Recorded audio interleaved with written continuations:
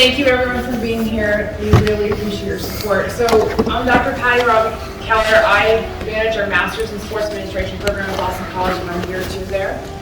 Prior to that, I worked in college athletics for over 20 years, every level, Division 1, 2, and 3 in junior college, and I spent actually some time at high school as the athletic trainer. So we want to talk about how you can pivot from roles, deal with technology, be a woman in this industry that is heavily majority men. So that's what we're going to talk about on the panel. I'm going to let each one of our panelists just give a little 1 minute of who they are, what they do at their job, and then we'll get into the questions. So why don't we start with Katie? Hi everyone, I'm Katie Keenan. I work for the NFL. I've been with the league for 11 years. I'm Senior Director of Live Event Operations, and in that role I am responsible for the planning and execution of some events you may have heard of, like the Super Bowl, the draft, the Pro Bowl. And yeah, I'm just really happy to be here and talk about what it is to be a woman in this industry. Little events.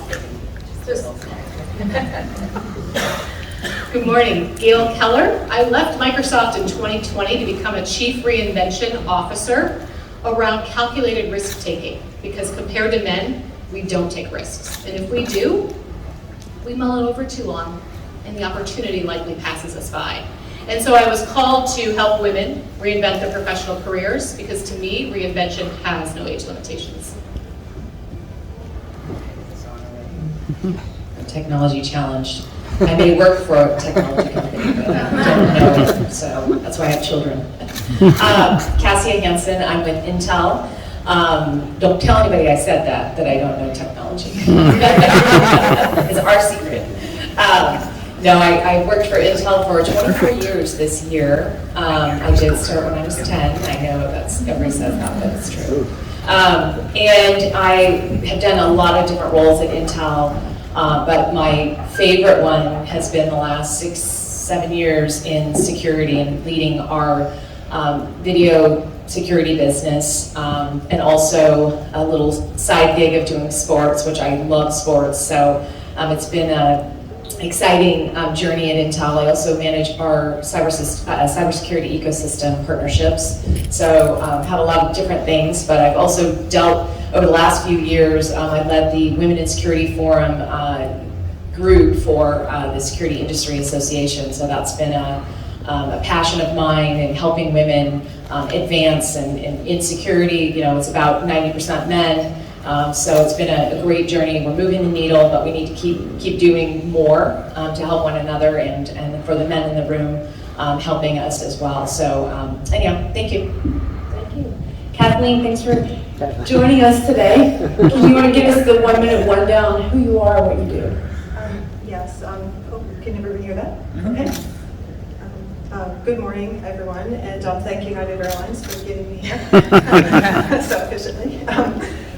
My name is Kathleen Griggs, and I have more than 30 years of experience in Department of Defense research and development and tactical technology projects and advanced technology development. And so, as you can imagine, it really wasn't, there really weren't a lot of women in my industry. So if the question is, what's it like to be the one woman in the room, I can answer that in a lot of ways. Had a lot of experiences there. And I would say mostly good, but certainly there's, there are differences between, women and men and how they interact in these environments. And so it's a really big question here. I'm excited to get into this dialogue. And post my Department of Defense R&D career, I did start, 2 companies, but one company that I've been working with for about 15 years is Data Buoy, and we are an IoT company. We make gunshot detection systems. So again, in the tactical security world. And so be happy to join this panel and hear what the others have to say. Thank you so much. We wanted to give you a snippet of where we're coming from. So everyone has a different background here, but we all touch sports in many different ways. So there's definitely avenues to work in sports. I tell my students all the time, you don't have to work for a sports team. There's other jobs out there. So today we're going to touch on some things. So our first question is kind of a softball question, but I think sometimes for us ladies it's hard to answer because it means we're admitting to have help. So what tools have you put in your toolbox to assist you in being successful? And that could be a life coach, a nanny, a chauffeur, anything in there. Why don't we start with Katie? All right. About 2 years ago, I was put into a leadership training program that took a whole bunch of time out of a very busy time for me. As part of that, I was assigned a coach, an executive coach. And it has really been life-changing and career-changing for me to sit and talk with someone like that who really listens to kind of what you're saying and what you're dealing with and sees a different perspective. So I would certainly highly recommend, if possible, to ask for that. I think as women, we don't always ask for the things or don't know what we can ask for and can get. There are often resources at your company or through another organization that you can reach out to find any support in different ways. So a coach, for me personally, has been has helped me go from someone who was always confident in the room and what I knew, but really changed my perspective from being kind of part of the team to leading a team. Anyone else can jump in there? So I am one of those coaches right now, so thanks for that softball, Katie. But I like to call myself an advisor, where I empower women to take these calculated risks through a 5-pillar methodology that I have. And the 5 pillars are clarity, confidence, courage, decisiveness, and balance. And how did I come up with those 5 pillars? Well, I looked at myself, and my superpower is courage, and I thought, I've always been in tech, and I've always been one of the only females in the room, and so what made me successful? And it was that courage to always try. And so tapping into some of those tools that I use and empower other women to use in their tool set is the power of networking. Be open to communication, be open to networking. It seems easy, or it might seem daunting to some people, but even just buying someone a cup of coffee, right? And always maybe giving up something as you're seeking something in return, an offer to help them, is always a great thing to have a two-way street. And believing in that. Have a trusted circle. Not everyone at work needs to be your friend. You have to be respected and respectable, but you're not always going to be likable. But if you can be a team-oriented person, get the task at hand done and exceed, well, you'll excel, and you'll excel the other people with you in the room. And then always be open to feedback. And some of it sometimes is critical. I never say negative, right? But I'm always open to feedback. Where can I always do better? Because I don't nail everything I do. I courageously try, but I always want that feedback to be better the next time around. I think what you said is really important about also you want to create a board of advisors, right? And it shouldn't all be just women, by the way. I mean, it should be men and women, but people that will give you that feedback and be honest, even if you don't like it. So I think creating that board of advisors, like Gail's been on my board of advisors. And I think having that always at the ready, so when you have something happening and you need that guidance or advice, you can go to that board of advisors, right?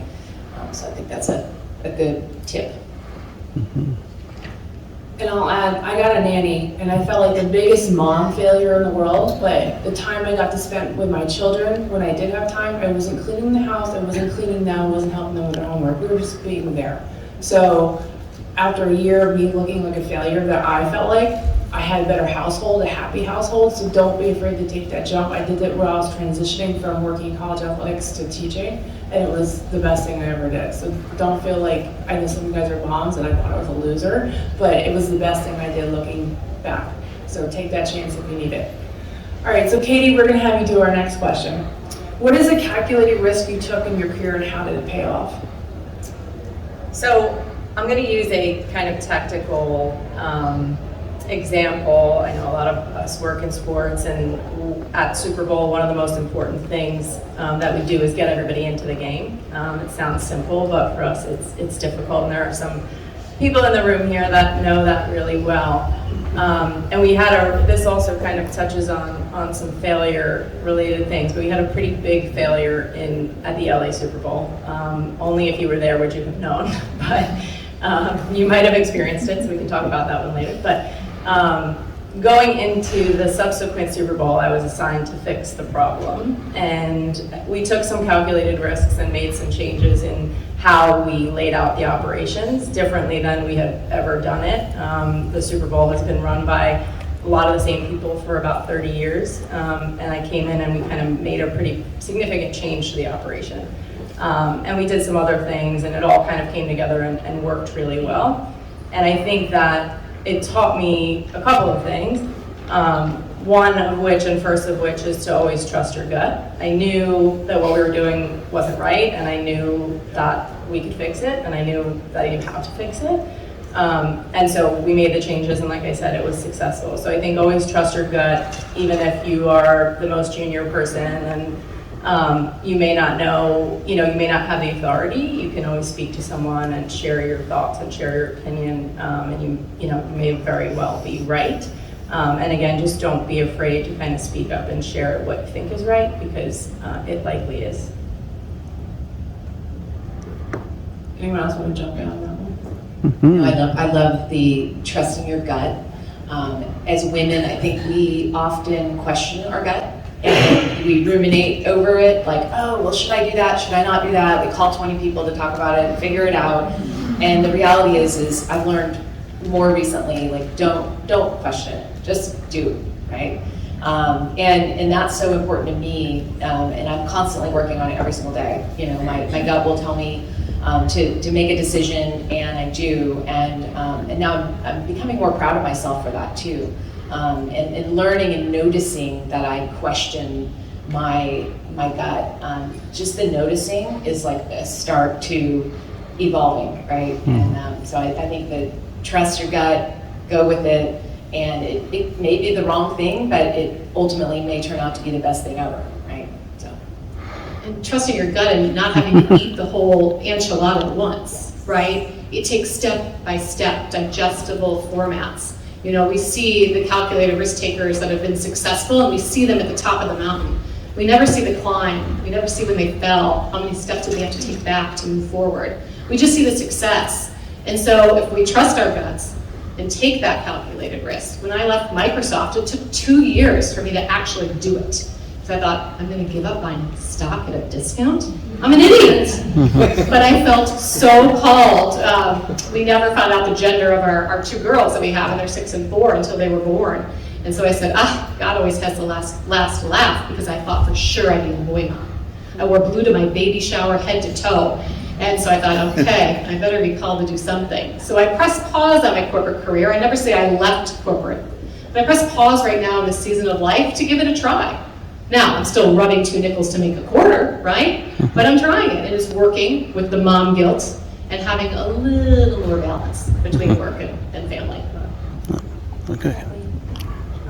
Yeah, I just wanted to talk about I have the inverse on that, because calculated risk is, as a CEO of a startup, it's all about risk taking. And so I'm used to that. I think every day I've ever worked has been a risk, a calculated risk. But I want to bring that into the experience of being that only woman in the room, because I still have this today.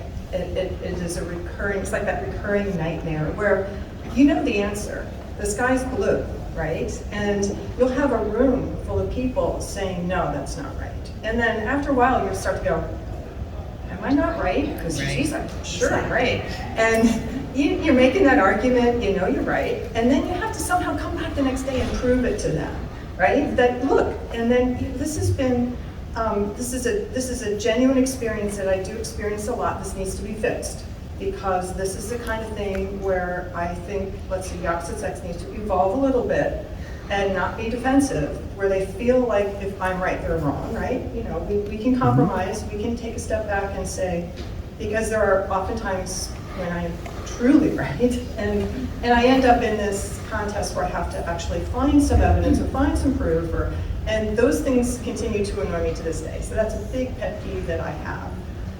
But at the same time, don't hold a grudge, right? And I like to set an example, and I'll tell them, if I am wrong, I'm going to announce it. I'm going to be really loud about it. I'm going to say, I am eating crow today. Do you remember when we had, I'm wrong, right? Just as an example, this is how you do it, because I'm trying to demonstrate what that evolution looks like. So, so I just want to make sure that that's something that, if you experience that, don't give up, and don't hold a grudge, continue to be an example, and Calculated risk taking, though, as a CEO, it's a calculated risk. And there were a lot of times when I was the only person who knew. In fact, okay, let's call it today, 5 minutes ago, what the true level of the risk is, right? It's a big burden when you're trying to carry a lot of things and you're only a human being. And going back to the family equation, that risk, that decision, what is the impact on my family if I'm out of the house for 8 hours, or I'm going on a trip for a week or two, and what's that impact? And I'm just here to tell you from someone on the other side of this, my kids are great. They are self-sufficient.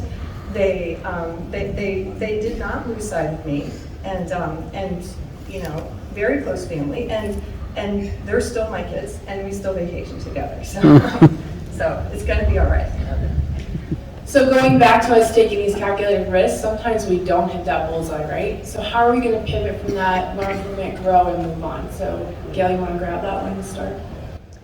So when I was at Microsoft, I did sales and marketing there. And there was a big pursuit, and it was a large company.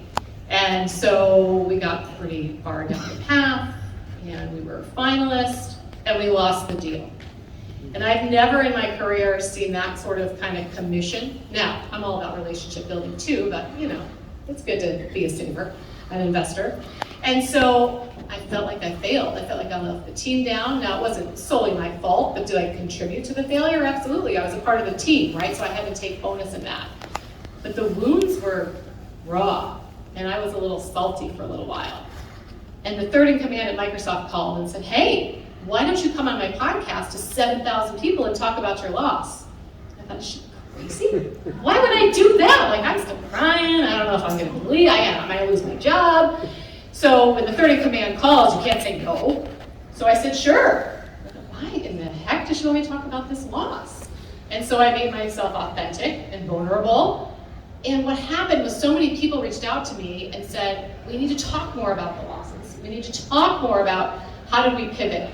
What did we do differently the next time around? How can we help each other? And be an open team about it, right? Because again, we see the success at the mountain.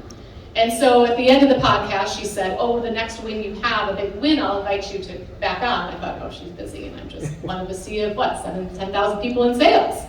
And so I got a big win 6 or 9 months later, and she invited me to keynote in Las Vegas with her, and that was the start of the calling that I had to become a Chief Reinvention Officer. I like to share my story on this one. I know I'm the moderator, but I was fired from my first athletic director job. Fired, very badly fired.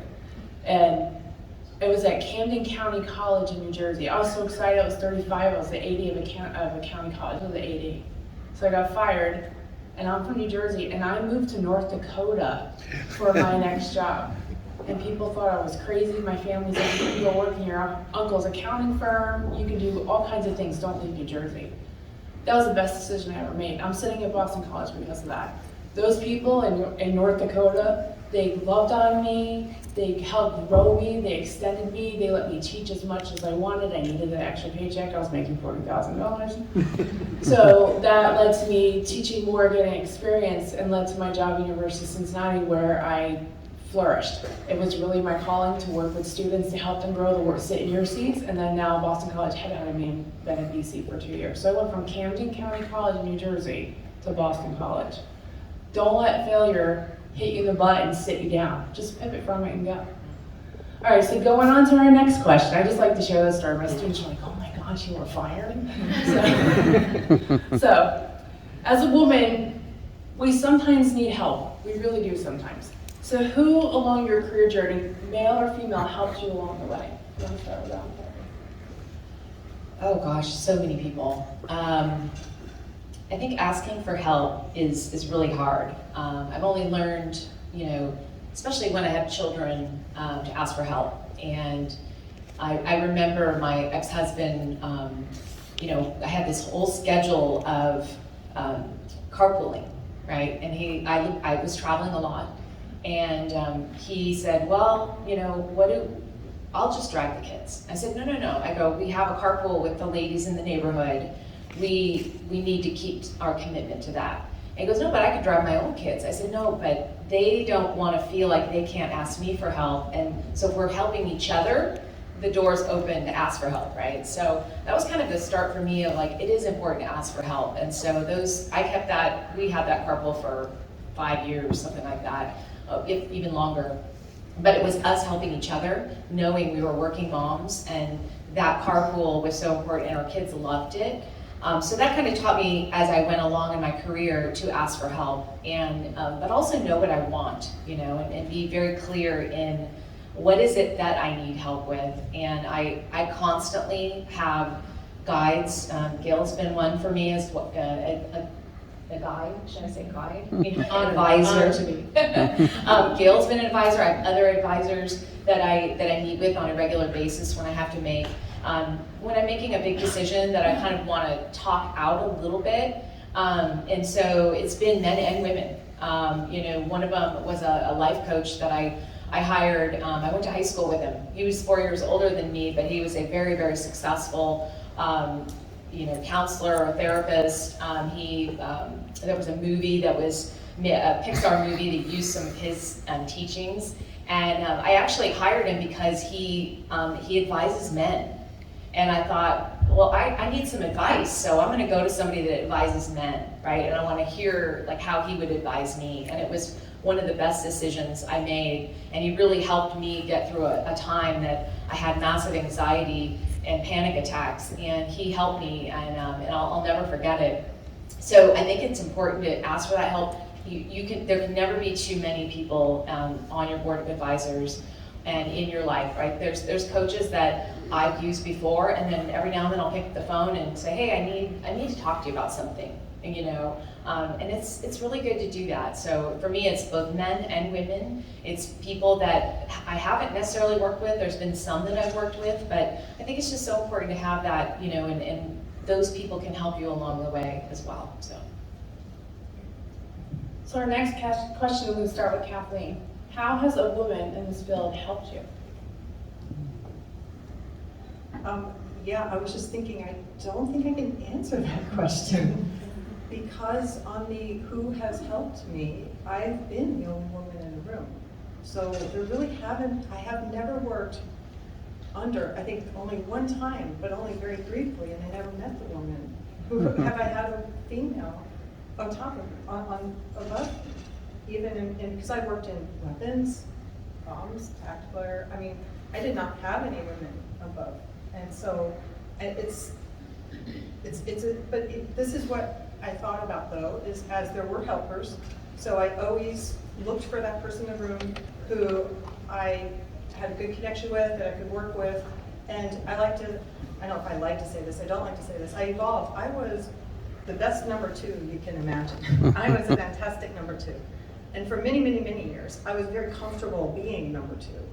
And when I became CEO of my own company, first time when I didn't have that person to hide behind, didn't have that experience of knowing, well, how much of the respect that people were paying me was anything to do with me, or was it, you know, am I just the sidekick? And, you know, that's a very strange thing to go through at the age I was going through it, right? And that's why I think a lot of your experiences might be different, because there just weren't women in that role at all.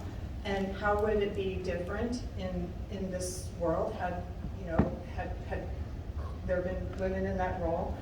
I just think it certainly would have been easier. I think I like to admit that I'm only imagining it, and so that's why I think that there's still a lot of ground to break here, and getting women in leadership and evolving the rules of the game, and so that we're not trying to compete for our own role at that table, the seat at that table, and where it doesn't look weird. You know, and you don't have to sit there and wonder how come there aren't any women. So that's my answer. Thank you. One of the unique things, being the director of the sport administration program, I am one of the only females doing it in the country. My population of students right now are 60% women, 40% men. When I started at Boston College, I had 15% women, 85% men. So your presence matters. So as we're all sitting up here, what have you done to help other women rise? I think I can start. I mean, I think I'm just really starting to do this and make it kind of a priority personally, because I've done it a few times. I've just had some conversations with some of the younger women at the NFL who maybe are struggling or whatever it is, and the conversations are so interesting because I think it helps you to realize all the things that you've learned over the years and as you've gone through your career, and it reminds you of those things. And sometimes you're just so busy, head down, I have so much to get done, and I think again as women we have to, we've got to get everything done in order to be recognized or whatever it is. But sometimes taking that step back, having those conversations, whether it's with someone below you on paper or above you, are really, really important to get those different perspectives. And again, to just remind you of where you've been and just take a moment to pause and look at your career and how you can help other women coming up. And so I think it's really one of the most important messages I think we all have here today is those conversations are really critically important, and taking the time to have those conversations, get a coffee with someone, find someone that either is way different from you that you could learn from, someone that's way similar to you, that you've been through stuff so you feel a bit of a camaraderie. Sometimes that's all you need to help get through the day or the week or a big event or something, is just to find someone who's like, damn, yeah, that was a tough day or whatever it is. Like, you just need that kind of connection with someone.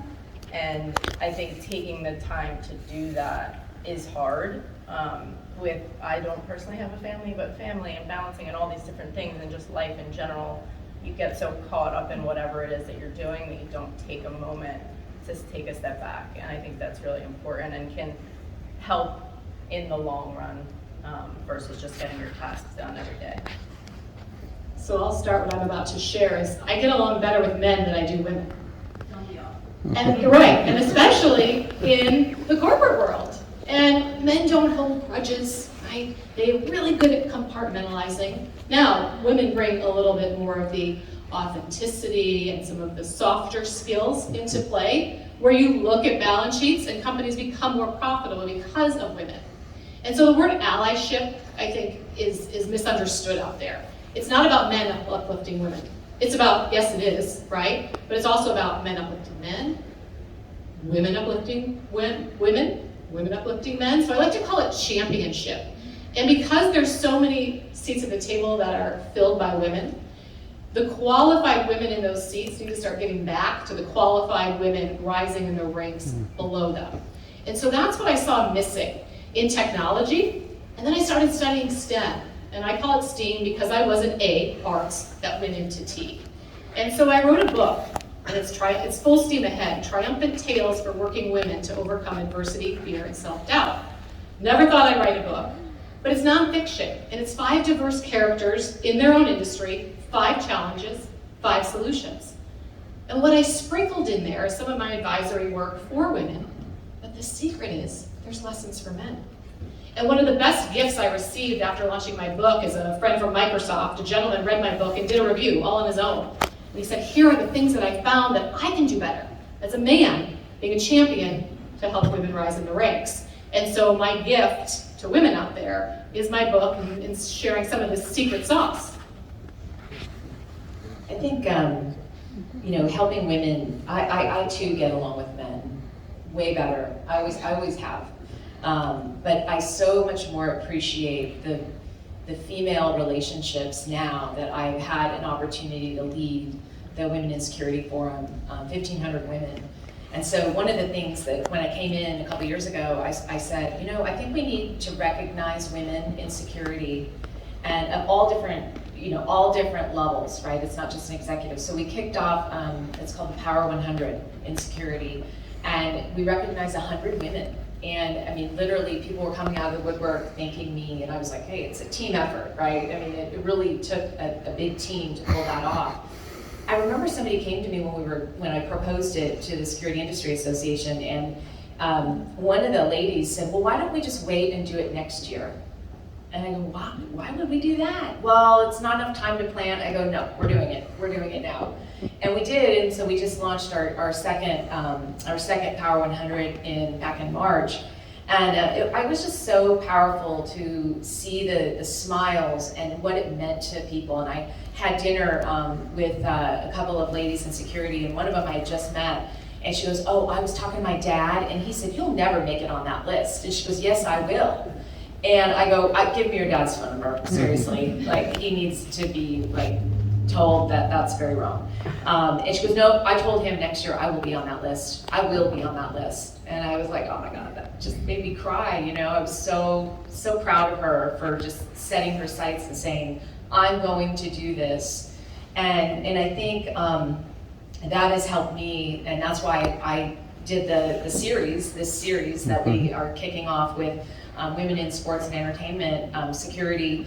And we had a couple of ladies on the podcast, but what I will say is I emailed the Distinguished Fellows, the IIFX Distinguished Fellows, and literally within not even 5 minutes, I had the names of 15 women in security. So all of those men that sit on the Distinguished Fellows, I mean, immediately, like all these women, right? And many of them were like, how did you find out about me? I'm like, I found out about you from Rick Fenton, or I found about you from Jim, you know, or Scott with the Spurs, you know, like, I mean, these were all men that were bringing up these ladies and saying, you have to meet this person, right? And I met so many amazing ladies. So we're gonna keep going with the series so we can highlight women in sports and entertainment security in all different roles. And so hopefully we'll be able to deliver that every quarter, I think. So, and it will give recognition to women, it will give advice, create relationships amongst different levels, right? And learn about what each other does, and amongst all support, so. Thank you. To wrap us up, we want to put things in your toolbox. So we're going to share some resources like Women in Sports and Entertainment, which Indianapolis just started their own chapter. I'm on the secretary in Boston. Women leaders in college sport, but their avenues are different than mine. So we want to share what they think is a great conference or group or organization that can help you. So we want to start, Kathleen. Well, I've always been a fan of the Society for Women Engineers, SWE. So this is what I'm going to add to my list because I'm really bad at this and I don't have any of those. But I think panels like this, and again, just conversations are really important, but I don't have one to add to this. I think looking at your respective industry, there's a lot of women in, like Cassia mentioned, that's really important to connect. But that whole networking, like this week, right? Just say hi to someone you don't know, because you never know where that conversation can lead. And it may not lead to where you think, it could be better than what you ever imagined. And so just be open to that. Put your phone down and make some eye contact, right? Look someone in the eye. Say, I like your shoes. Good afternoon, right? We've got to get back to some soft skilling that we were really good at before those iPhones came out, right? In addition to my book that I give back to the community, I have a podcast and I go and speak on the speaker circuit at companies around various calculated risk-taking topics and other topics. But when I studied the corporate ladder after I left Microsoft and looked at what was broken, I said, okay, I see what's happening in the corporate world, but what about girls? And so I was writing my book and it hit me like lightning. And so this fall I'm launching a girls' toy line, Theodora Steam Girls. And they're the children's version to the adult characters in my book. And so instead of a 5-pillar methodology on calculated risk-taking, because kids won't get that, they're superpowers. And they're superheroes in their own industries. And they have confidence and courage. Because somewhere from adolescence to adulthood, we women often lose that. They get tarnished. And so how do we keep getting the younger generations involved in sports and security and technology? That was good. And your book is really good. I love it. So if you get the book. And you were an award recipient of your Power 100, weren't you? Yes. So Toolbox. I love conferences. I love meeting new people. There's so many smiles over here. I'm loving it. That's why I keep looking over here, not to leave you guys out. But I think in your toolbox have a good pair of shoes, by the way. So if you haven't seen my shoes, I think my shoes are, I decided a couple years ago that going to conferences, we force ourselves to wear high heels. And I was like, why am I doing this? Why am I killing my feet? And I was getting an award last November, and my girlfriend leaned over and I said, what am I gonna do? I can't make it up the stage because I have these glitter gold high heels on and they look so amazing, but they killed my feet because over the pandemic, who wore high heels, right? And she goes, Cassia, just take off your shoes and go up and get the award in bare feet. And she goes, you can get away with it. So I did.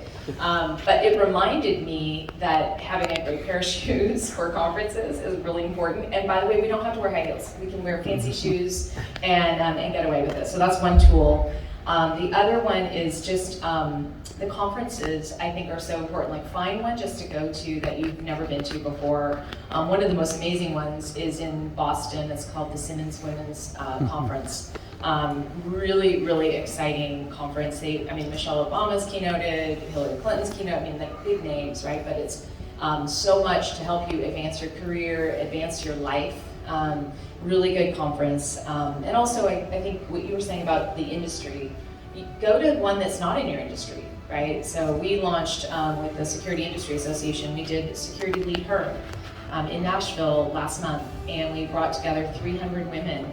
And again, people told me, oh, no, nobody's gonna come to it. What, do we really need to do this right now? I'm like, yes, we do. And we did it, and the Security Industry Association supported me on it. And, with As Is, and we did it, and so many women were like, thank you for doing this conference. We can't wait for next year, right? And what I told them is, like, everybody in the room, all of the women, we're all now your board of advisors, right? And we're gonna come back every year, bring the women together, and I'm like, next year we're gonna triple the amount of women that attend.